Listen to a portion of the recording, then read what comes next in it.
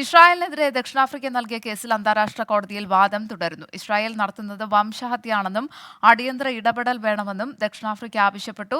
ഇന്നാണ് ഇസ്രായേലിന്റെ വാദം. ഹേഗിലെ അന്താരാഷ്ട്ര നീതിന്യായ കോടതിയിൽ ദക്ഷിണാഫ്രിക്കൻ നീതിന്യായ മന്ത്രി റൊണാൾഡ് ലമോലയാണ് ആദ്യ പ്രസ്താവന നടത്തിയത്. പലസ്തീനികൾക്ക് സഹായം നൽകുന്നതിന്റെ ഭാഗമായാണ് ഇസ്രയേലിനെതിരെ നിയമ നടപടിയുമായി എത്തിയതെന്ന് ലമോല വ്യക്തമാക്കി. പലസ്തീനിൽ ഇസ്രയേൽ നടത്തുന്ന ആക്രമണങ്ങൾ 2023 ഒക്ടോബർ 7 തുടങ്ങിയതല്ലെന്ന് ദക്ഷിണാഫ്രിക്ക വാദിച്ചു. 76 വർഷമായി തുടരുന്ന ആക്രമണങ്ങളാണിതെന്നും നീതിന്യായ മന്ത്രി വിമർശിച്ചു. 1948 വംശഹത്യ തടയുന്നതിനുള്ള ചട്ടങ്ങൾ ഇസ്രയേൽ ലംഘിച്ചതായും ദക്ഷിണാഫ്രിക്ക കുറ്റപ്പെടുത്തി. 2004 മുതൽ ഗസയിൽ അതിർത്തികൾ അടച്ച ഇസ്രയേൽ ഉപരോധം തുടരുകയാണ്. കൺവെൻഷന്റെ ആർട്ടിക്കിൾ 1 പ്രതിപാദിക്കുന്ന വംശഹത്യ തടയാനാണ് കേസ് നൽകിയതെന്ന് ദക്ഷിണാഫ്രിക്കൻ സംഘം ആവർത്തിച്ചു.